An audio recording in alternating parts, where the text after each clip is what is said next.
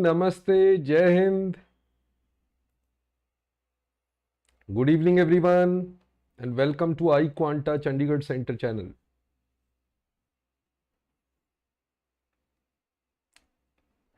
Okay, so in this video we are going to discuss few questions on arithmetic, right? Mixed questions, right? Mixture solution, percentage, profit loss discount, time speed distance, time at work, right? This will be a mixed bag. Okay, hello everyone.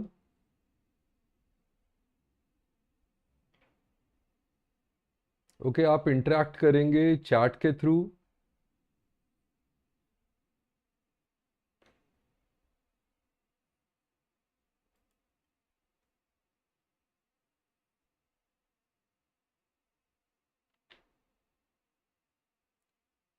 Okay, am I audible and visible?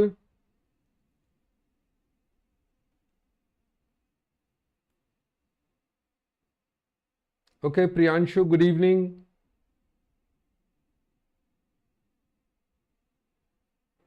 Good evening, Pius. Okay, great. Anusha, good evening.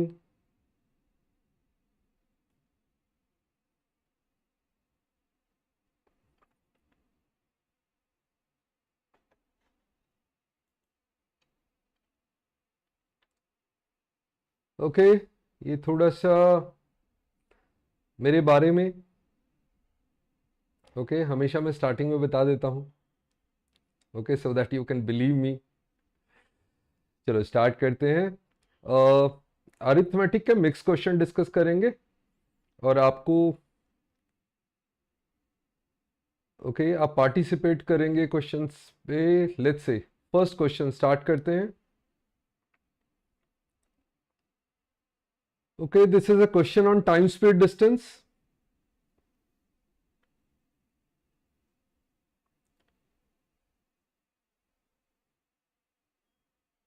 हाँ जी आप solve करके साथ में answer भी दे सकते हैं.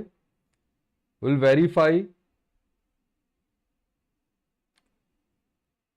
Okay, a car overtakes a bus traveling from Delhi to Jaipur at 7:30 p.m.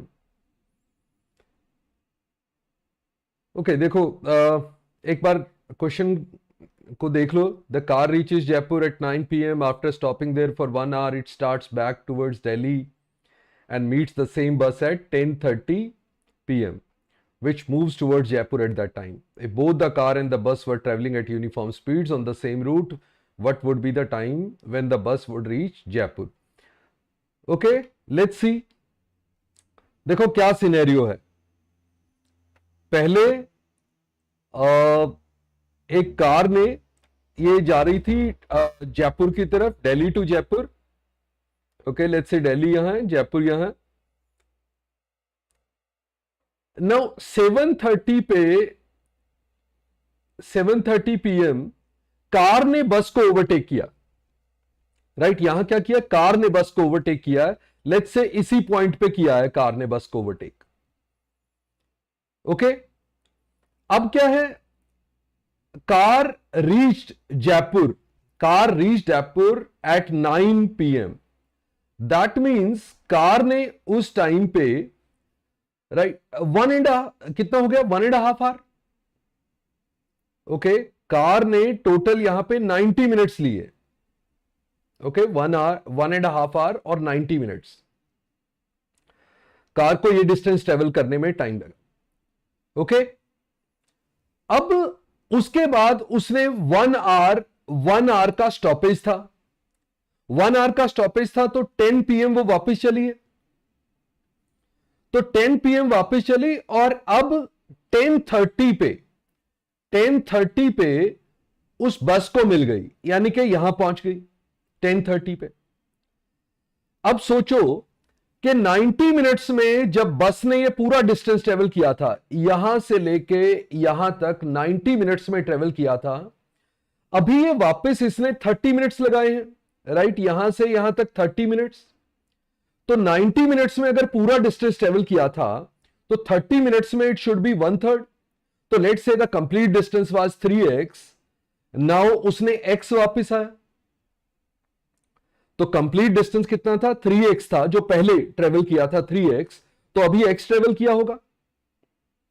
Okay, तो इसका मतलब एक और चीज है कि जो बस पहले 7:30 पे यहां थी, अब बस के बारे में बात करते हैं, जो बस यहां थी 7:30 पे, वो 10:30 पे, यानी कि यहां से यहां तक 3 आवर्स में बस ने कितना ट्रेवल किया? 2x, क्योंकि 3x टोटल डिस्टेंस था और x वापस आ गई थी कार, तो बस ने 2x डिस्टेंस ट्रेवल किया है, 2x डिस्टेंस ट्रेवल किया है कितने टाइम में? 3 आवर्स में। ओके, तो इसका मतलब अब अगर 3 आवर्स में उसने 2x ट्रेवल किया है, तो ये अभी x और ट्रेवल करना है, तो 3 आवर्स की जगह अब 1.5 आवर और लगेगा, राइट?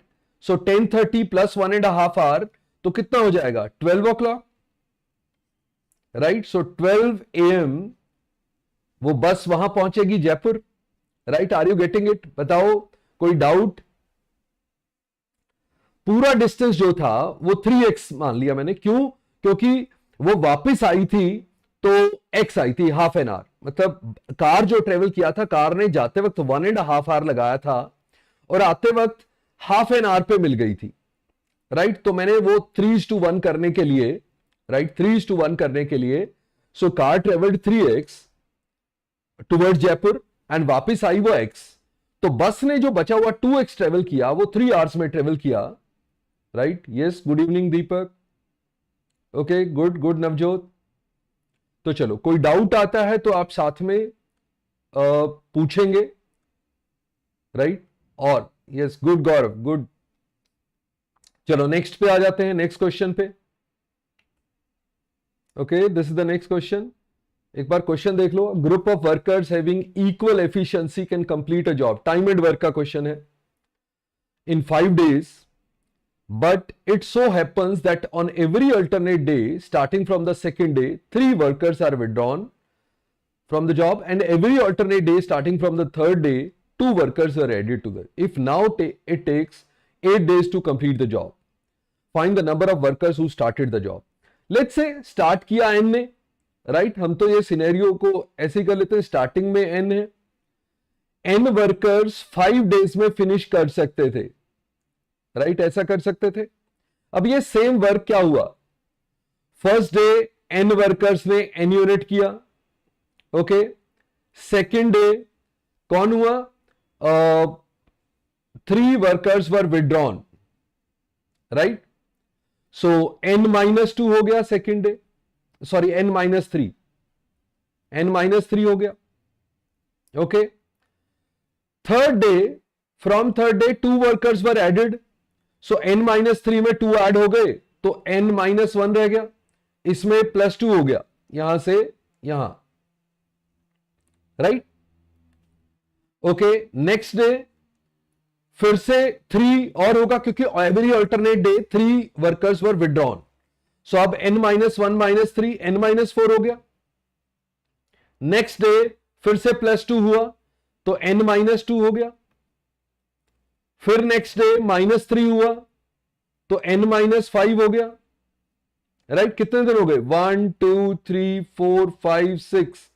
अब क्या होगा? +2, तो n-5 +2 मीन्स n-3। एक दिन और -3 होगा, सो n-6, राइट? हो गए 8 days, क्योंकि now the work got completed in 8 days, right? The work, right, is now completed in 8 days. Okay, so total is n तो हर एक में है, so there are 8 n's, यहां पे 5 n है, और ये -3 -1 -4 -4n -4 -8 -8 -10 -15 -15 and 3 -18 -18 and 6 -24। एक बार वेरीफाई कर लेना, चेक कर लेना। So 8n - 5n, 3n is equal to 24. So n must be 8. So initial number of workers to start with were 8. Okay, 8 से start हुआ था। ओके, नाउ 8 days में फिनिश हो रहा है. I am assuming that every worker is doing 1 unit. So one worker is doing 1 unit per day, right? This is what I am taking, I am assuming, right? So the total work becomes 5 into n. Why? Because n workers are finishing it in 5 days. So every day they are doing n unit work, 5 days it is 5n, and now it is n plus n minus 3 plus n minus 1. Okay, so alternate day, what is happening is first it is minus 3, then plus 2, then minus 3 plus 2, right? Is it understood?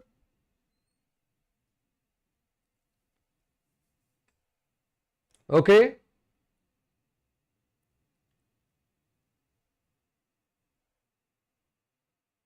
Yes, कोई भी doubt हो तो साथ साथ you can put it in the chat section. Okay, चलो, let's good Pius. Okay, good Anusha. So let's move to the next one. Okay, next one. पहले question देख लो. There is a sheet of paper. P picks and tears. Okay, good Priyanshu, Dev. Okay, so P picks and tears it into 5 pieces. Then Q comes and picks up at least one of the torn pieces and tears each of them into 5 pieces. Okay, similarly R does the same thing. Which of the following can never be the pieces of papers in the end? Okay, चलो देखते हैं क्या हुआ. Scenario अगर आपको समझ में आया हो, लेट्स सी.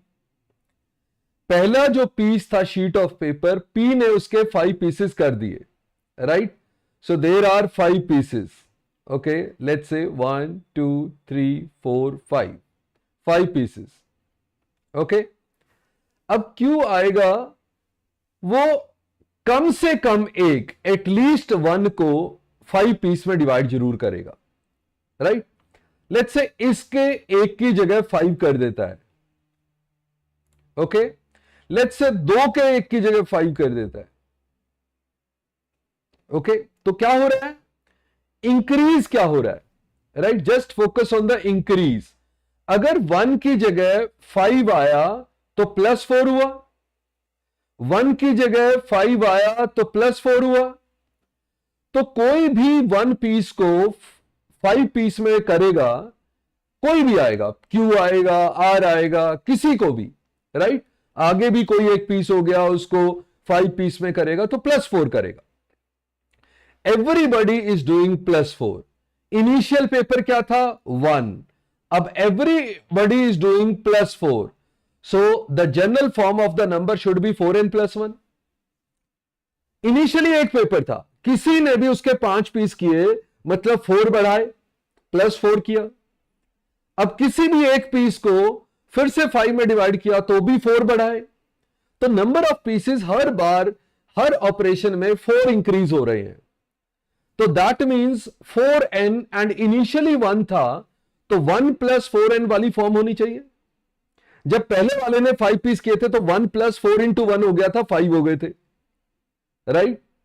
कोई एक पीस को 4 में डिवाइड करता तो वो 5 + 4 9 हो जाते, राइट? कोई 2 में करता तो 9 + 4 फर्दर 13 हो जाते, क्योंकि 2 हट जाते, 5 5 10 आ जाते, 3 बचे हुए थे, 13 हो जाते. तो इन एनी केस मेरी general form should be 4n + 1. तो इसने कहा था which of the following can never be the pieces of paper in the end. इसका 4 से रिमाइंडर क्या है? 73, पॉसिबल. इसका 4 से रिमाइंडर क्या है? 97. 97 का 4 से रिमाइंडर 1, पॉसिबल. 105 का 4 से रिमाइंडर 104 + 1, यस 1. 87 का 4 से reminder 3, so not possible. So this is my correct answer, D option, which is not possible. So 87 is not possible because it is not of the form of 4n + 1, right? ये clear है? हाँ जी, clear है ये? चलो like और share करते रहना session को, ओके, जैसे सारे बोलते हैं।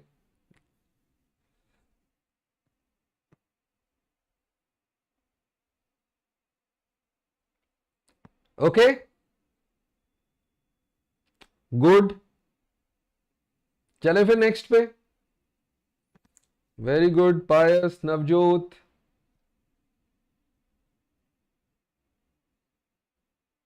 चलो नेक्स्ट पे चलते हैं, नेक्स्ट क्वेश्चन। गुड प्रियांशु।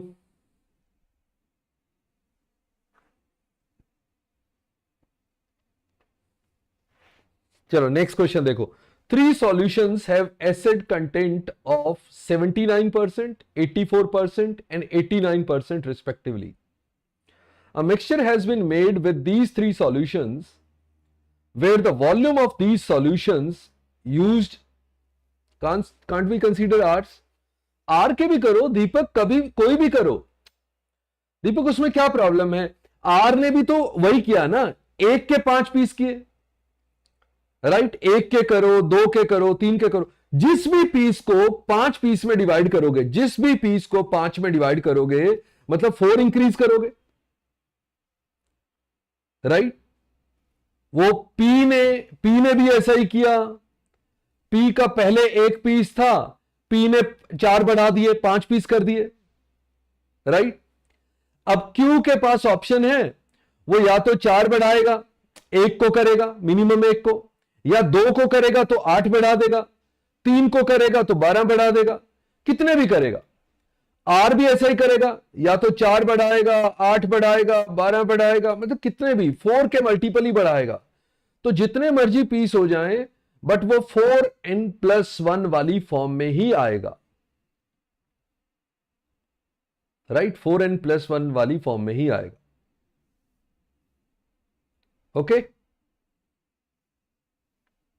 चलो, हाँ, इसमें मैक्सिमम की भी लिमिट होगी, राइट? मैक्सिमम और मिनिमम रेंज अगर मैं बात करूं तो दोनों ने कम से कम एक एक पीस को करना है। तो मिनिमम आपके टोटल नंबर ऑफ पीस होने चाहिए, एक तो पी ने बढ़ाए, फिर क्यू ने बढ़ाए, फिर आर ने बढ़ाए, तो मिनिमम आपके 13 होने चाहिए। कम से कम एक पीस को वो 5 में डिवाइड जरूर करेंगे। और मैक्सिमम हो सकता है कि पी ने तो यही किया था, वो 5 के 5 पीसेस को आगे 5-5 में डिवाइड कर दे, 5 में डिवाइड कर दे, मतलब वो 5 × 4 20 बढ़ाएगा। अब तुम्हारे पास टोटल 25 पीसेस हैं, तो आर जो है ये 25 के 25 को, राइट, इंटू 4 बढ़ा दे, यानी 100 बढ़ा सकता है वो।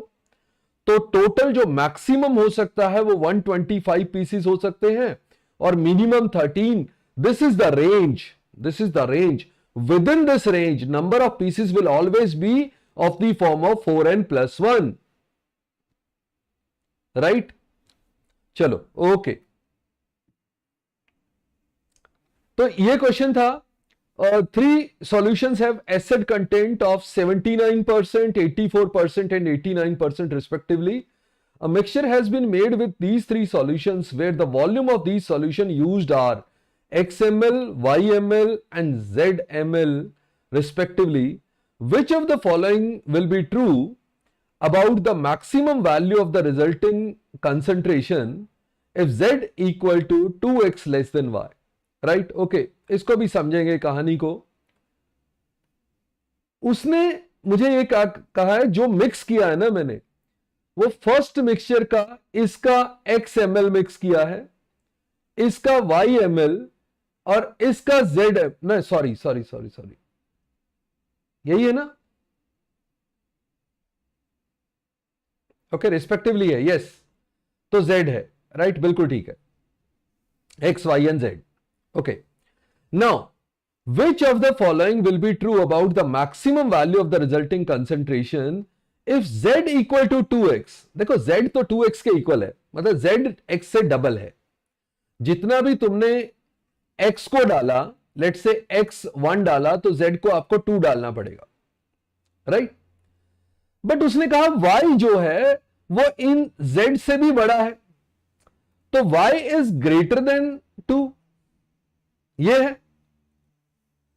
अब प्रॉब्लम ये है कि अगर उसको आपने कहा कि maximum value of the resulting concentration, मतलब कंसंट्रेशन जो है उसमें एसिड की कंसंट्रेशन कितनी होगी। अब सोचो कि y तो ग्रेटर देन 2 लिखा हुआ है ना, y इन दोनों से बड़ा है, ये तो नहीं बताया कितना, राइट। इसका मतलब तो y ज्यादा आपने डाला है, y का जो आपने मतलब y ml डाला है वो बहुत ज्यादा डाल दिया। सपोज आपने इनफाइनाइट डाल दिया, तो इनफाइनाइट डाल दोगे तो 84% के पास ही आ जाएगी कंसेंट्रेशन, बाकी सबकी सिग्निफिकेंस खत्म हो जाएगी। यानी 84% तो हमेशा ही बन सकता है 84% के पास, क्योंकि y का वॉल्यूम आप ज्यादा रख सकते हो, बिकॉज यही बता रखा है कि y उन दोनों से ज्यादा है। कितना ज्यादा ये तो नहीं कहा, तो आप बहुत ज्यादा रख लो, इनफाइनाइट टाइप रख लो, तो x और z की जो बाकी दोनों की, राइट, वो कंसंट्रेशन बिल्कुल इनसिग्निफिकेंट हो जाएगी, क्योंकि आप 84% को ही ज्यादा डालते जा रहे हो, बहुत ज्यादा, राइट। तो इसका मतलब 84% तो आंसर में बनना ही चाहिए, राइट। तो इसका मतलब लेस देन 85 में वो आता है, यहां तो आता ही नहीं, यहां आता ही नहीं, यहां आता ही नहीं, मैं तो यही आंसर कर दूंगा, राइट। मैं उसको सॉल्व करके भी क्यों देखूंगा। Are you getting the point. देखो की पॉइंट मुझे लग रहा है कि y अगर ज्यादा है, ये नहीं बताया कितना ज्यादा है, और वो लिमिट की बात कर रहा है, कंसंट्रेशन की बात कर रहा है कि कंसंट्रेशन कितनी बनेगी। अब कंसंट्रेशन कितनी बनेगी, मैं तो उसे 84% बना ही दूंगा, क्योंकि सारा ही वो इतना डाल दूंगा मैं, 1 लाख लीटर वो डाल दूंगा सिर्फ y, और इनको डालूंगा सिर्फ 1 लीटर 2 लीटर बस, तो उनकी सिग्निफिकेंस होगी नहीं, वो तो 84% ही इतना डाला हुआ है। यस, टेल मी, कोई ये क्लियर हुआ पॉइंट। मैं कह रहा हूं सॉल्व करने की जरूरत नहीं थी, राइट। मेरा पॉइंट है कि इस क्वेश्चन को सॉल्व करना अननेसेसरी था।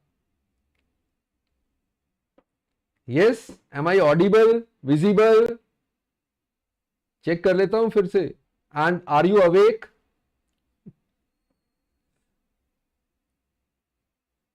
हाँ जी, मेरे पास कमेंट नहीं आया, तो मुझे लग रहा है कोई नेट का इश्यू तो नहीं। Okay, all clear, good good good Priyanshu, thank you.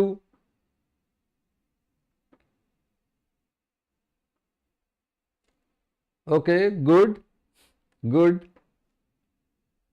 चलो फिर नेक्स्ट क्वेश्चन पे चलते हैं।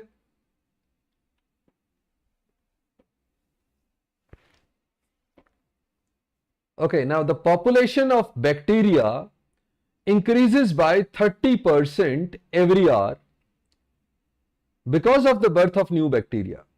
A container containing bacteria full at 2 p.m. When was the container half full? Right, ये एक्चुअली ये थोड़ा 30% से थोड़ा डिफिकल्ट हो गया। वैसे जो नॉर्मली कैट में बहुत पहले आया था ये क्वेश्चन, तो ये आई थिंक डबल इटसेल्फ से आया था, तो बहुत इजी क्वेश्चन था, राइट। वो डबल होता है, हर आर में डबल होता है, तो वो तो उससे पहले वाले आर में हाफ होगा, राइट। तो वो तो इजी था।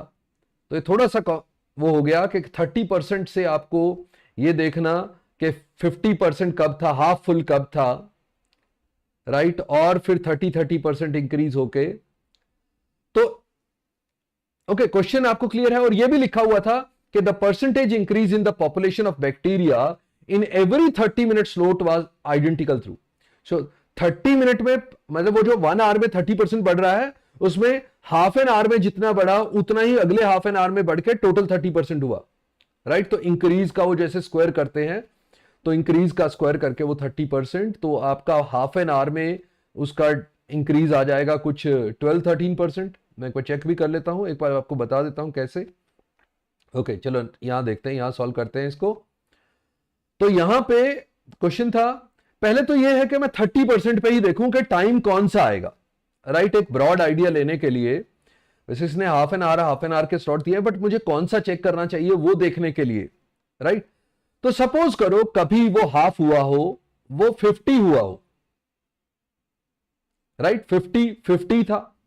अब 50 से 100 जाने के लिए राइट, हाफ से फुल होने के लिए उसमें 30% बढ़ा होगा 1 आवर में।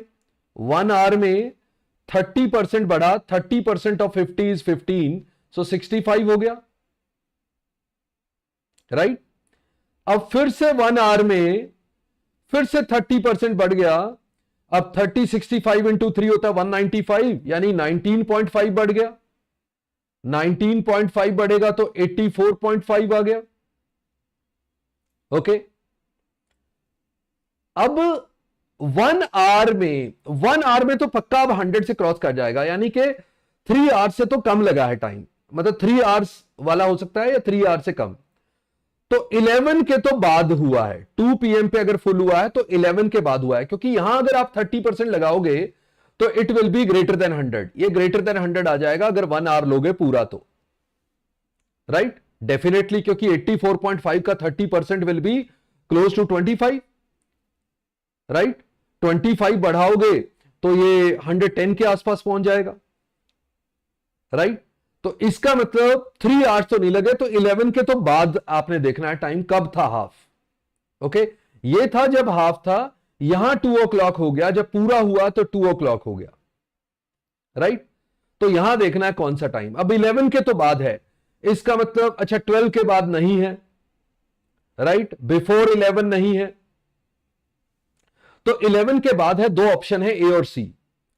तो अब मैं देखता हूं कि हाफ एन आवर में क्या हुआ होगा, क्योंकि परसेंटेज इंक्रीज जो होता है उसमें ऑर्डर मैटर नहीं करता। तो अगर आपने ये पहले 30% कर दिया, फिर वो जो हाफ एन आवर बाद में ले लो, हाफ एन आवर तो उससे भी कोई फर्क नहीं पड़ता, राइट। हाफ एन आवर देखता हूं 2.5 एन आवर में क्या हुआ होगा, राइट। तो हाफ एन आवर में कितना परसेंट इंक्रीज होता है, अगर आपका देखो, इसको करने का तरीका होता है 30% इंक्रीज होकर वैल्यू आ गई 1.3, तो उसका स्क्वायर रूट लेंगे तो ये इंक्रीज होगा आपका, जो 1 पॉइंट समथिंग आएगा तो वो परसेंटेज इंक्रीज आपको देगा, वो होगा हाफ एन आवर में, हाफ इंटरवल में, राइट। सो अगर 30% का इंक्रीज, तो 130 का स्क्वायर रूट क्या होता है, राइट, ये 11 हो जाएगा, मतलब 121, 1.21, उसके बाद 9 बचा, 9 बाय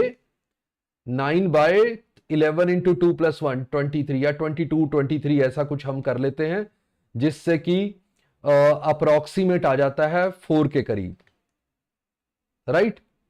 तो 1.14 के करीब ये वैल्यू होनी चाहिए, राइट, 1.14 के करीब या 13 के करीब,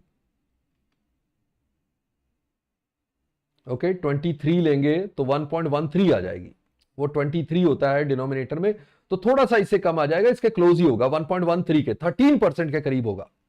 सो अगर मैं 13% इंक्रीज करता हूं आधे घंटे में, आप ये सोचो, देखो मैं कैसे बात कर रहा हूं, 13% क्यों कह रहा हूं, क्योंकि पहले आधे घंटे में अगर 100 से 13% बढ़ाओ तो 113 होगा, अब 113 का 13% बढ़ाओ तो इसका देखोगे तो 13 इंटू 3 39, 13 ओके, 13 एंड 1 14, सो ये आगे 14.69% और बढ़ जाएगा, राइट, इतना ही बढ़ेगा ना, इसका 13% निकालेंगे तो, अच्छा ये उससे कम रहेगा, 13 से 14 ही आएगा, 14 के करीब ही आएगा, वो 1.14 के करीब, राइट। आप 14% बढ़ाओगे, उसका 14% बढ़ाओगे तो ये हो जाएगा 114, हमारा 14 से मल्टीप्लाई करोगे तो 6 9 14 1 15 15.96, यस, पूरा 16 के करीब बढ़ जाएगा 130, तो 14% आपका हाफ एन आवर में बढ़ेगा, हाफ एन आवर में 14% बढ़ेगा। तो 14% अगर मैं 84.5 का बढ़ाता, 14% अगर 84.5 का बढ़ाता तो कुछ आ जाता, 14 इंटू 8 12, 14 इंटू 8 112 होता है, राइट, या पूरा मल्टीप्लाई करके देख लेता हूं, 14 into 5 70, 14 into 4 56 and 7 63, 14 into 8 112 and 618, सो ये बन जाता 11.83% का इंक्रीज, यानी अगर 12 भी बढ़ा लो तो भी हाफ एन आवर में पूरा नहीं होगा, यानी कि 2.5 आवर में ये पूरा नहीं हो रहा, राइट। थोड़ा सा मतलब एक्चुअली कैलकुलेटिव आ गया, ये 30% को हाफ एन आवर में करने के लिए आप 14% के स्लॉट लेने पड़ेंगे, तब जाके वो 30% होगा, और 14% पे भी ये इंक्रीज होके पूरा नहीं हो रहा 100, यानी जो है आपके 2.5 आवर से ज्यादा लगेगा। तो आप 11:30 एंड 12 के बीच में नहीं स्टार्ट किएंगे, मतलब वहां हाफ नहीं हुआ था, तो ए ऑप्शन आपकी होनी चाहिए करेक्ट आंसर, यानी 2.5 आवर से थोड़ा ज्यादा लगा। तो 11 और 11:30 के बीच में अगर वो 11 और 11:30 के बीच में अगर वो 50% हो गया था, तो 50 से 100 जाने में उसे 2.5 आवर से थोड़ा ज्यादा टाइम लगा, तो वो 2 o'clock हो गया, राइट। 2.5 आवर से ज्यादा टाइम लगा, तो 11 11:30 आएगा। तो थोड़ा सा यस कॉम्प्लिकेटेड था, हल्का सा, राइट। बट एक चीज और कर सकते थे, राइट। मुझे यहां पे एक और आइडिया आ रहा था कि एक और काम किया जा सकता था। वो ये था कि अगर मैं ये सब ना करके ऐसे सोचता कि हाफ एन आवर के इंटरवल हैं, कितने इंटरवल चाहिए कंपाउंड पे अगर आपको इंपेरिकल फॉर्मूला पता हो कि डबल होने के लिए, किसी भी अमाउंट को डबल होने के लिए 72 बाय मतलब आर कह लो रेट ऑफ इंटरेस्ट, इतने इंटरवल्स लगते हैं, इतने इंटरवल्स डबल होने के लिए। तो अगर मेरा rate of interest half an our का 14% आ गया, राइट, हमने उस पर ही थोड़ा कर लिया कि 14% के करीब आ गया, तो ये 5 प्लस 5 पॉइंट थोड़ा सा आ गया, 5 पॉइंट, इतने इंटरवल्स लगेंगे उसे डबल होने के लिए। तो मैं डबल इससे कह रहा हूं क्योंकि वो 50 था और 50 से 100 होना, तो 5 प्लस इंटरवल लगेंगे। तो आपके पास आ गया सीधा ही answer A option, half an hour के 5 से थोड़े ऊपर इंटरवल, राइट। ये 72 बाय आर होता है, किसी भी रेट पे डबल होने के लिए कितना टाइम लगेगा वो निकालने के लिए रेट ऑफ इंटरेस्ट से डिवाइड कर दो 72 बाय आर, तो उतने इंटरवल लगेंगे डबल होने के लिए। तो 50 से 100 होने के लिए आपको इतना टाइम लग जाएगा, राइट। ओके, चलो, अदरवाइज आप ये स्किप कर सकते थे, कैलकुलेशन इंटेंसिव थोड़ा सा था, बट अगर आप वो 30% को हाफ एन आवर का इंटरवल निकालना था वो जरूरी था, राइट। वो एक्चुअली 130 का स्क्वायर रूट कर सकते थे, 1.3 का स्क्वायर रूट करना था। ओके, चलो नेक्स्ट पे आ जाओ, नेक्स्ट करते हैं। ओके, उसको स्किप कर सकते हो आप। चलो यहां पे आ जाओ। अब क्वेश्चन है आपका, 3 boys A, B and C start running at constant speed from same point P along the circumference of a circular track। एक सर्कुलर ट्रैक है, उसमें जा रहे हैं A B C, speed ratio दिया हुआ है, A and B run clockwise. तो हम इसको बना लेते हैं, राइट, यहां पे बना लेते हैं हम। देखो क्या सिनेरियो है, एक सर्कल है, यहां पे ए और बी क्लॉकवाइज, सो ए और बी क्लॉकवाइज चल रहे हैं और सी एंटी क्लॉकवाइज चल रहा है। ओके, स्पीड रेशियो है ए बी सी का 5:1:1। ओके, तो इसका मतलब स्टार्टिंग पॉइंट पे दोबारा आने तक, राइट, एक बार स्टार्टिंग पॉइंट से चलेंगे, स्टार्टिंग पॉइंट पे दोबारा आने तक ए बी को कितनी बार मिलेगा, तो हम रेशियो का डिफरेंस ले लेते हैं, 5 - 1 4 टाइम्स मिलेगा, राइट। बट ए सी को कितनी बार मिलेगा, क्योंकि वो ऑपोजिट डायरेक्शन में है, तो 5 + 1 6 टाइम्स, राइट। तो एक बार जब वो ए बी से वापस पूरा एक चक्कर करके ये एलसीएम वाले पॉइंट पे, स्टार्टिंग वाले पॉइंट पे दोबारा मिलेंगे, तो उस टाइम तक ए बी से 4 टाइम्स मिला होगा, राइट, वो 4th मीटिंग होगी उसकी स्टार्टिंग पे, और ए सी से 6 टाइम मिलेगा, वो 6 बार मिल चुका होगा, राइट। तो it is given that A and B, okay, each time A meets B or C on the track, he gives them a card। तो वो B को भी मिलता है कार्ड देता है, C को भी मिलता है कार्ड देता है। What is the difference in the number of cards received by B and C if A distributed 33 cards at all? अगर वो 33 कार्ड्स दे रहा है, तो एक राउंड पूरा होने तक, मतलब एलसीएम पे आने तक, एलसीएम स्टार्टिंग पॉइंट पे दोबारा आने तक, तब तक ए ने बी को 6 कार्ड दिए होंगे, सॉरी 4 कार्ड दिए होंगे बी को, और सी को 6 कार्ड दिए होंगे, राइट। सी को 6 टाइम मिला होगा, बी को 4 टाइम्स मिला होगा, राइट, क्योंकि सेम डायरेक्शन में मीटिंग होती है, कितने राउंड वो आगे है। तो ए ने 5 राउंड लगाए, बी ने 1 राउंड लगाया, तो वो 4 राउंड आगे हो गया स्टार्टिंग पॉइंट पे आने तक, राइट। स्टार्टिंग पॉइंट पे तो वो इकट्ठे ही आएंगे सारे, क्योंकि वो 5 राउंड लगा चुका होगा ए, और बी और सी एक एक राउंड लगा के आ जाएंगे वहां। ओके, तो उस टाइम तक बी को 4 कार्ड मिलेंगे, सी को 6 कार्ड।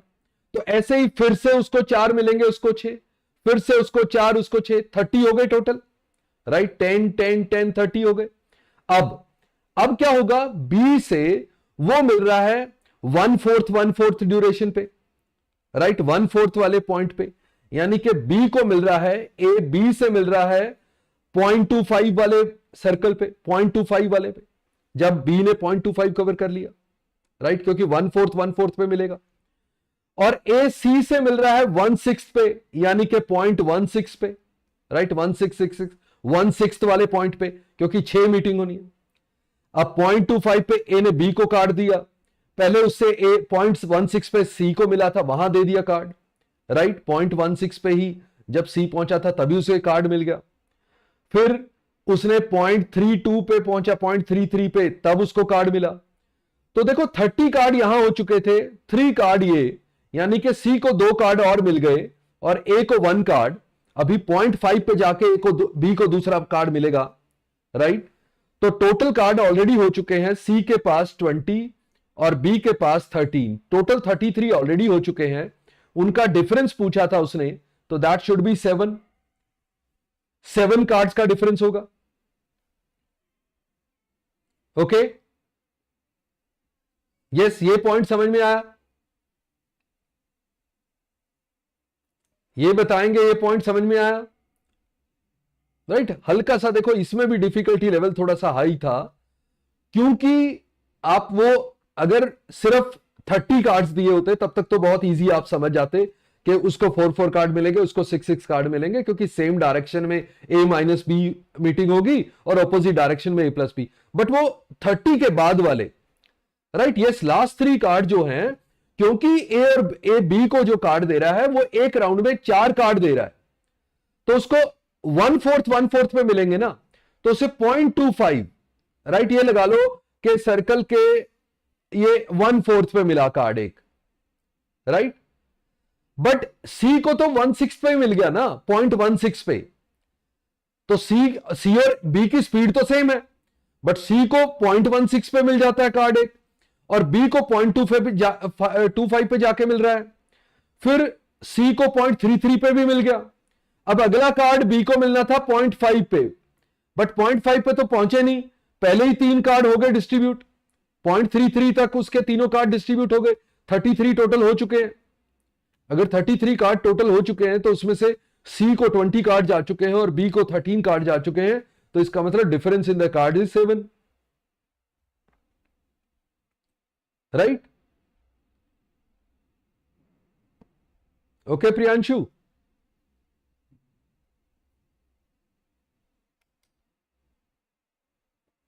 चलो नेक्स्ट पे चलता हूं मैं। ओके, नेक्स्ट क्वेश्चन है, the cost price of 4 articles A B C and D are given, A B C D मतलब वेरिएबल्स फॉर्मेट में ही दिया हुआ है। Okay, then A B C and D are sold at profit of 10%, 20%, 30% and 40%. If the net profit on the sale of these 4 articles is 25%, A, B, C and D cannot be in the ratio, cannot be, यानी कि बाकी सब possible होंगे। तो इसमें ज्यादा सोचना क्यों है, सारों को चेक कर दो, राइट। ये देखो, अगर मैं सारों को ऐसे ही चेक कर दूं कि पहले केस में ये देखो प्रॉफिट ये वाले हैं 10, 20, 30 एंड 40, तो पहले ए को अगर 10% प्रॉफिट हुआ होगा तो 4 पे 10% प्रॉफिट मींस 0.4, फिर 20% प्रॉफिट हुआ हो बी पे 1 पे, तो दैट विल बी 0.2। 4 का थर्ड है 4, तो 4 पे 30% है, तो 4 का 30% 1.2, फिर 3 का 40% वो भी 1.2, तो टोटल प्रॉफिट हो गया 1.2, 1.2, 2.4, 2.8, 3, टोटल प्रॉफिट हो गया 3। टोटल कॉस्ट कितनी थी 4, 1, 5, 5, 4, 9 एंड 3, 12, सो 3 on 12 इज 25%। ये तो 25% बन रहा है। उसने कहा था which of the following can not be in the ratio, क्योंकि 25% इसका तो बन रहा है।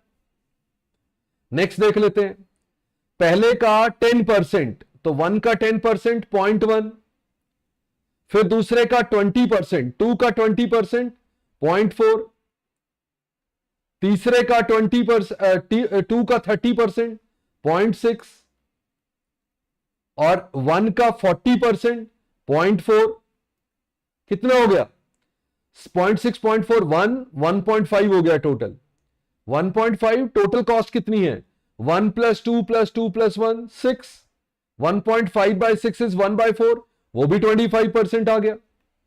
तो ये भी आंसर नहीं हो सकता आपका। अब नेक्स्ट देख लो, 2 का 10% 0.2, 3 का 20% 0.6, 6 का 30% 1.8, 1 का 40% 0.4, टोटल हो गया 2 and 1.8 2 and 1 3, टोटल 3 आ गया। और टोटल है कितना 2 3 5 1 6 and 6 12, 3/12, ये भी 25% आ गया। फिर तो मेरा आंसर ही डी ऑप्शन होगा। फिर चेक करने की क्या जरूरत है, बाकी सबका 25% आ गया और उसने कहा था can not be in the ratio, तो एक जो बची हुई है ऑप्शन वही आंसर होगा, राइट। अदरवाइज आप चेक कर सकते हैं, इसका 10% 0.5, इसका 20% 0.4, इसका 30% 2.1, इसका 40% 1.2, टोटल करोगे तो 0.5 0.4 0.9 3 4.2 और टोटल हमारा कॉस्ट है 5 2 7 7 14 and 3 17। तो ये तो 1.4 नहीं बना, तो ये तो गलत हो गया, राइट। 25% नहीं बना, 4.2/16.8 आता तो बन जाता, राइट। 17 में नहीं बना पूरा। चलो फिर नेक्स्ट पे आ जाओ। आई थिंक ये क्लियर है, सबको पता है परसेंटेज प्रॉफिट कैसे निकालते हैं, राइट। हमने फटाफट सबका प्रॉफिट निकाल लिया, क्योंकि उसने दे रखा था फर्स्ट वाले पे 10%, सेकंड वाले पे 20%, थर्ड वाले पे 30%, फोर्थ वाले पे 40%। सारी रेशियो में ही प्रॉफिट लिख लिया, total profit divided by total of the ratio, that is total cost.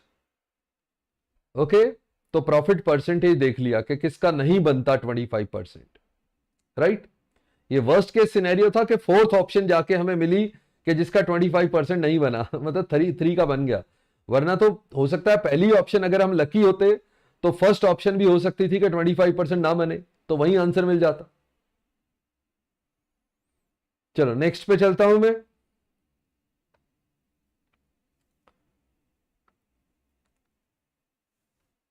Okay, when working alone, ABC can complete a piece of work in 8, 12 and 30 days. Time and work आ गया फिर से। At the most, only 2 people can work each day and nobody works for more than 2 consecutive days. देखो ये line बड़ी critical है कि nobody works for more than 2 consecutive days। अगर ऐसा है, राइट, और 2 ही लोगों ने साथ करना है, तो आपको कुछ पेयरिंग ऐसे ही बनानी पड़ेगी कि ABBCCA, क्योंकि अदरवाइज क्या होगा, अगर आप ऐसे नहीं चलोगे तीनों को राउंड में, तो कोई ना कोई मोर देन 2 कंसेक्यूटिव डे पे आ जाएगा। अभी देखो बी यहां कंसेक्यूटिव हो गया, सी यहां कंसेक्यूटिव, बट उसके बाद थर्ड नहीं लेना, मोर देन 2 कंसेक्यूटिव डे पे थर्ड कोई किसी को नहीं लेके आना। तो आपको ऐसे ही पेयर करनी पड़ेगी ABBCCA ऐसा। What is the minimum number of days that will take to finish the work. अब मिनिमम नंबर ऑफ डेज करने हैं, तो जो सबसे ज्यादा जल्दी काम कर सकता है, जो ज्यादा काम करता है, उससे पहले करवाओ, राइट, क्योंकि जल्दी खत्म करना है। तो ज्यादा कौन करता है, ए, राइट, फिर बी, फिर सी, तो इसी ऑर्डर में लेना है। ओके, लेट्स सी काम कैसे करवाएंगे हम। पहले तो ये लिखो कि ABC, okay, A takes 8 days, B takes 12, C 30, LCM ले लो, total work, total assumed work, total assumed work लोगे, 8 12 30 का एलसीएम कितना हो जाएगा 30 60 120। ओके, सो 8 ए करेगा पर डे वर्क, ए की एफिशिएंसी क्या आ गई पर डे वर्क 15, बी का पर डे वर्क 10, सी का पर डे वर्क 4, राइट। तो कैसे करोगे, first day A and B, क्योंकि वो ज्यादा काम करते हैं, तो वो करेंगे 15 + 10, ये first day. Second day B and A and C, sorry A को तो रखना है, ए तो फास्ट करता है, तो ए को पहले रखेंगे, तो 15 and 4, and third day it should be B and C, दोनों जो स्लो वाले हैं वो हो जाएगा 10 + 4, यानी कि 3 डेज के साइकिल में क्या कंप्लीट होगा, 25 + 19 + 14, सो 33 and 25 58। तो एक 3 डेज के साइकिल में, राइट, 3 डेज का साइकिल हमें 58 यूनिट काम कर रहे हैं, हमने टोटल 120 करना है, सो 3 डेज और ले लो तो 58 और हो जाएगा, 6 डेज में 116 हो गया, राइट। अब मुझे 4 यूनिट करना था, उसके बाद मुझे 4 यूनिट करना था, बट एक दिन में अगले दिन 25 यूनिट हो सकता है, तो 4/25 आगे लगा दो, तो सॉरी 6 के आगे, 6 डेज के आगे, तो 6 4/25, उसमें 4 यूनिट काम हो जाएगा, तो बी ऑप्शन हमारा करेक्ट आंसर होगा, राइट। देखो 6 डेज में 116 हो गया पूरा, 6 डेज में हमारा 116 यूनिट काम हो गया, आगे 4 यूनिट करना है, बट पूरे दिन में 25 कर सकते हैं, राइट, पूरे दिन में 25 कर सकते हैं, तो we will take 4/25 of the day to finish the work, right, पूरा काम हो जाएगा। I suppose this is clear. Yes, ये बताएंगे सारे, कमेंट करें, ओके, सारे कमेंट करें कि I am awake, I am listening,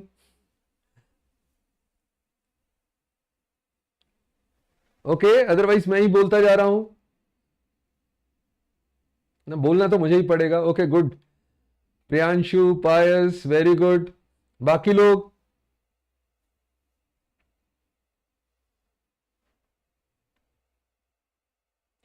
okay, good good, Anusha, very good, thank you. Okay, let's move to the next one.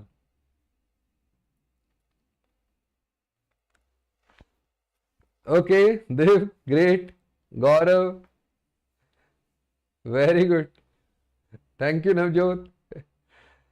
Okay, from a solution that has milk and water in the ratio of 5:3, X% is removed and replaced with water. Okay, the concentration of milk in the resulting solution lies between 30% and 50%. How many integral values X can take? Okay, चलो देखते हैं integral values कितनी ले सकता है। Okay, तो ऐसे में क्या करते हैं, जब रेंज बतानी हो, रेंज में निकालने हो कि कितनी वैल्यूज ले सकता है, मल्टीपल वैल्यूज ले सकता है, तो क्या करेंगे, पहले हम कर देंगे कि 30% हो रहा हो। जैसे हमारे पास ओरिजिनल मिल्क कितना था, 5/8। ओके, ओरिजिनल मिल्क कितना था, 5/8।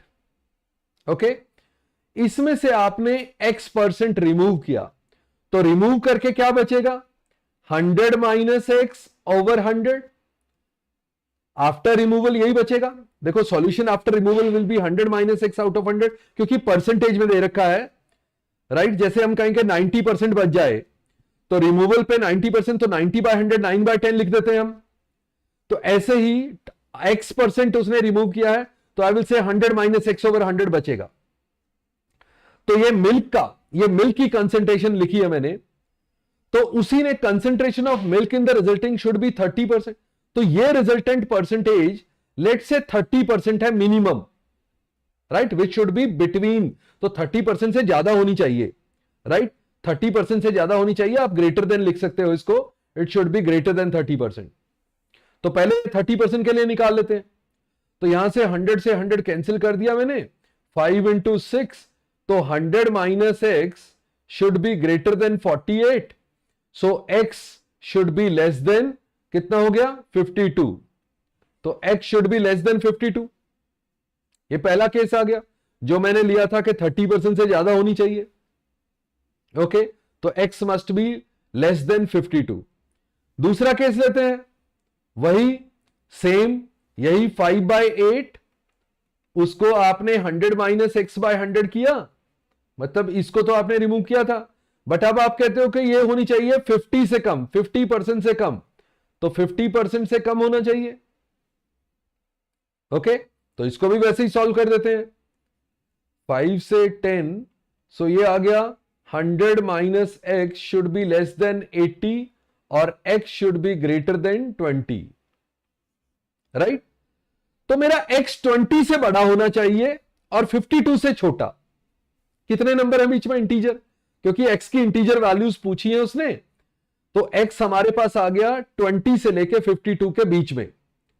तो 20 से 50 तक जाएंगे 30 एंड 31 वैल्यूज आ जाएंगी,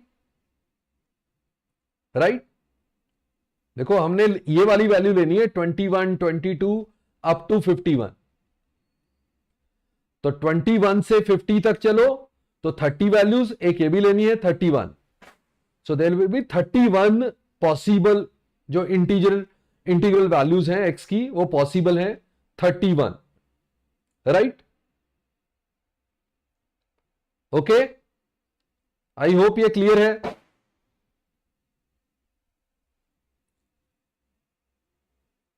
राइट, जब हम कोई भी चीज रिमूव करते हैं ना, रिमूव करते हैं, जैसे 10% रिमूव करते हैं, तो हर कंपोनेंट 10% से रिड्यूस हो जाता है, राइट। हर कंपोनेंट का 10% रिमूव हो जाता है।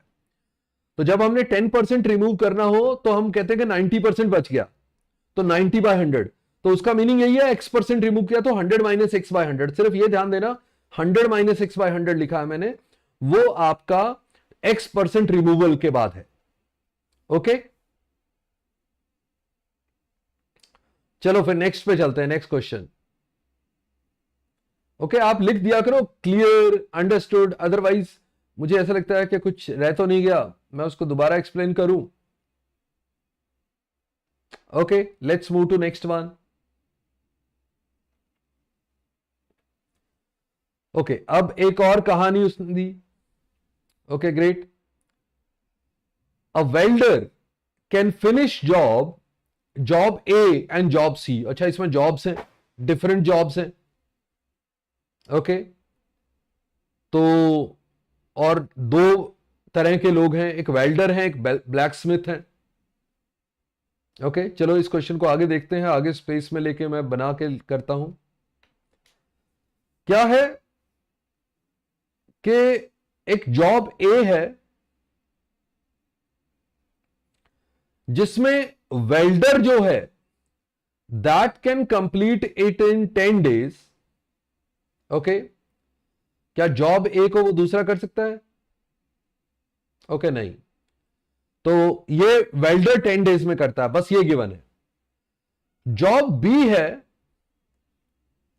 उसको सिर्फ ब्लैक स्मिथ कर रहा है, so black Smith can do it in 15 days, right. और एक जॉब सी है जिसको वेल्डर कर सकता है 20 डेज में और ब्लैक स्मिथ कर सकता है 10 डेज में, राइट। तो इनको तो मैं वेल्डर अकेला कर रहा है, इसको 10 यूनिट ही जॉब ले लूंगा, रोज का 1 यूनिट करेगा वो, और ब्लैक स्मिथ वाली 15 यूनिट ही ले लूंगा, रोज का 1 यूनिट करेगा ब्लैक स्मिथ। बट ये जो दोनों कर रहे हैं इनको मैं एलसीएम ले लेता हूं कि इनका 20 यूनिट जॉब है, तो वेल्डर 1 यूनिट करता है, ब्लैक स्मिथ 2 यूनिट करता है, राइट। ऐसे देख लेते हैं। अब देखते हैं सिनेरियो क्या है। On the first day 2 welder begins work on job A, right. तो जॉब ए पे 2 वेल्डर लग गए, राइट। तो अगर ये 10 यूनिट जॉब है और हर वेल्डर 1 यूनिट ये रोज करता है, राइट, 10 यूनिट करना है, ये भी ब्लैक स्मिथ यहां 1 यूनिट करेगा। ओके, तो ये अगर 2 वेल्डर हैं तो ये 5 डेज लेंगे, राइट। तो यहां से कहानी स्टार्ट हुई कि स्टार्टिंग में 2 वेल्डर ने ही स्टार्ट किया और जॉब ए पे स्टार्ट किया, तो 5 डेज में वो फिनिश कर देंगे। A day later 3 blacksmith begin work on job B, तो एक दिन बाद शुरू हुए वो, राइट। तो इन्होंने भी अब 3 हैं, तो 3 ब्लैकस्मिथ, तो ये 15 यूनिट करना है, तो ये भी 5 दिन में कर देंगे। बट यहां एक बात जो की पॉइंट था वो था कि जो ब्लैक स्मिथ हैं ये एक दिन बाद शुरू हुए थे, मतलब इनके 5 दिन खत्म हो जाएंगे। यहां से मैं अगर ये टाइमलाइन बनाना स्टार्ट करूं, तो ये जो पहले 5 डेज थे, राइट, पहले 5 डेज थे, उसमें वेल्डर लगे हुए थे। वेल्डर का काम यहां, वो 2 वेल्डर का काम यहां फिनिश हो गया, ये वेल्डर लगे हुए हैं दोनों, राइट, ये यहां पे पहुंच गए, इनका काम, ए जॉब फिनिश हो गई। वो जो 1 डे के बाद आए, यहां ब्लैक स्मिथ आए, उनका काम यहां खत्म होगा बी जॉब का। यहां ब्लैक स्मिथ है 3, वो काम कर रहे हैं जॉब बी पे, उनका काम यहां खत्म होगा 1 डे के बाद, यहां 1 डे का गैप है। यहां पे वो वेल्डर फ्री है, राइट। अब उन्होंने करना है what is the least time in days required to complete all 3 jobs. अब ए जॉब हो चुकी है यहां, बी जॉब हो चुकी है यहां पे वेल्डर फ्री है, तो एक दिन में वेल्डर कितना काम कर देंगे? 2 वेल्डर हैं, ये 1 यूनिट के हिसाब से, सी का 1 यूनिट के हिसाब से 2 यूनिट काम कर देंगे, राइट। यहां पे सी का 2 यूनिट काम हो जाएगा। अभी भी 18 यूनिट पड़ा है क्योंकि सी को मैंने लिया है 20 यूनिट, तो 18 यूनिट काम पड़ा हुआ है। अब सब फ्री हो गए, 2 वेल्डर करेंगे 2 into 1, वेल्डर 1 यूनिट काम करेंगे सी वाला, और ब्लैक स्मिथ 2-2 यूनिट करेंगे, तो वो 3 ब्लैक स्मिथ हैं, 2-2 यूनिट मतलब 6 यूनिट वो करेंगे डेली। तो 3 + 6 ना, 2 + 6 8, सो 18/8 डेज और लगेंगे, यानी कि 2 into 4 2 into 9, सो 9/4 डेज और। उससे पहले 6 डेज हो चुके हैं, तो 6 + 9/4 which is 24 and 9 33/4 days. So total उनको लगेंगे 33/4 days to finish A B and C. बहुत इजी क्वेश्चन था ये, सिर्फ क्या है वो तोड़ तोड़ के दे रखा था अलग, काम बहुत सिंपल था, right. It was not difficult at all, बस उसको ध्यान से करना था कि वेल्डर ये कर रहा है, अच्छा इसको इतने दिन लग जाएंगे, अच्छा ब्लैक स्मिथ ये कर रहा है, इसको इतने दिन, मतलब बहुत सिंपल सा कहानी दी हुई थी, बट उसको काफी चीजें मिक्स कर दी, मतलब 2-4 चीजें वो इकट्ठी आप उसको ध्यान रख रहे हैं, इग्नोर, वो कोई कंसंट्रेशन लैब से खराब हो सकता है, क्वेश्चन गलत हो सकता है। ओके, चलो फिर नेक्स्ट क्वेश्चन पे चलता हूं।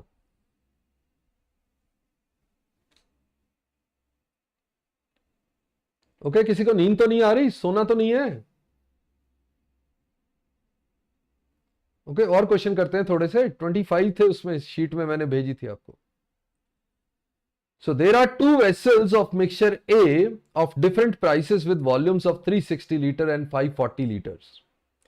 Equal amounts of A were poured off simultaneously from the 2 vessels. Now mixture A poured off from the first vessel was poured into, ये यहां in आएगा, poured in the second vessel, and similarly mixture A poured off from the second vessel was poured into the first vessel, right? Okay, चलो, तो ये scenario है। अब बाद में क्या पता लगा, then the price of the mixture in both the vessel become the same, right. जो प्राइसेस अलग अलग थे उनके, वो सेम हो गए, राइट, वो सेम हो गए। इसका मतलब क्या हो गया, कंसंट्रेशन उसकी सेम हो गई, राइट, कि दोनों को सेम रेशियो में मिक्स हो गया। देखो, आपको अगर कहानी समझ में आई हो तो मैं यहां पे थोड़ा सा आपको लिख के बताता हूं कि क्या कहानी थी, कि 360 में से आपने x निकाला, इधर डाल दिया, साइमल्टेनियसली 540 में से भी x निकाला, वो इधर डाल दिया, राइट। तो वापस तो वही हो गया, x दोबारा वो 360 हो गया, वो 540 हो गया, बट हुआ क्या, जो वेसल 1 वाला 360 था उसमें से x निकल गया था, राइट। तो इसमें वेसल 1 वाला 360 माइनस x हो गया, और जो वेसल 2 से आया वो x आया, राइट। तो ऊपर क्या है, वेसल 1 में जो था, ये वेसल 2 से जो आया। यहां वेसल दूसरे केस में इधर वेसल 1 से आया x, और वेसल 2 में बचा था 540 माइनस x। अब ये दोनों में वेसल 1 इज टू वेसल 2 हो गया, ऊपर वेसल 1 वाला लिखा है, नीचे वेसल 2 वाला। इन दोनों का रेशियो अगर सेम हो जाए, अगर दोनों का रेशियो सेम हो, तो इसका मतलब दोनों में वेसल 1 और वेसल 2 वाला सेम रेशियो में मिक्स किया हुआ है, इसका मतलब प्राइस सेम हो जाएगा, राइट। वेसल 1 और 2 वाले मिक्सचर्स को आपने सेम रेशियो में मिक्स किया है, तो मैंने वो रेशियो इक्वेट कर दिया। तो यहां पे आप क्रॉस कर दो, ये दिखने में क्वाड्रेटिक है नहीं, क्योंकि एक्स स्क्वायर दोनों साइड से कटेगा। तो यहां पे आ गया आपका 360 into 540 minus 540x and 360x कितना हो गया 53819 900x plus X square equal to X square. तो एक्स स्क्वायर तो कट गया है, तो लीनियर है, राइट, लीनियर है, simple. It is 900x equal to 360 into 540। वो मल्टीप्लाई करने का भी जरूरत नहीं था, दोनों जीरो कट गई, और 9 इंटू 6, सो 36 इंटू 6 216। आपकी x की वैल्यू क्या आई 216। यही पूछा था आपने कि कितना आपने उसमें से how much mixture A was poured from one vessel into other. जो हमने x लिया है कि एक वेसल से निकाल के दूसरे में डाल रहे हैं, वो कितना है, राइट। तो वो हमारा है 216। तो 216 आपने रिमूव किया, एक में से दूसरे में डाला, दोनों में, दोनों से 216 निकाल के क्रॉस कर दिया। ओके, तो दोनों में प्राइस सेम हो गया क्योंकि दोनों में रेशियो सेम आ गया। ये काफी कॉमन क्वेश्चन है। ये क्वेश्चन एक्चुअली में पहले कैट में पूछा भी गया है। रेशियो सेम है ना, because the price become same. Price same कब होगा, वेसल 1 की जो मिक्सचर है वो डिफरेंट प्राइसेस के हैं, डिफरेंट प्राइसेस हैं। जो मिक्सचर है दोनों में डिफरेंट प्राइसेस वाला है। तो आप वेसल 1 और वेसल 2 वाले को अगर एक पर्टिकुलर रेशियो में मिक्स करोगे, दोनों मिक्सचर को अगर वो रेशियो सेम रखो, 1:1 में मिक्स करते जाओ, थोड़ा मिक्स किया 1:1, तो जो प्राइस बनता रहेगा वो हमेशा सेम बनेगा। तो अगर मैंने ये कहा कि पहले वाले में जो वेसल 1 और वेसल 2 में जो आ गया वो रेशियो अगर दूसरे वाले में वेसल 1 और वेसल 2 का ही, वेसल 1 से जो आया और वेसल 2 का जो आया, उनमें अगर रेशियो सेम हो जाए तो बिल्कुल सेम हो जाएंगे, राइट, प्राइसिंग सेम हो जाएगी, right. Pious, have you got it?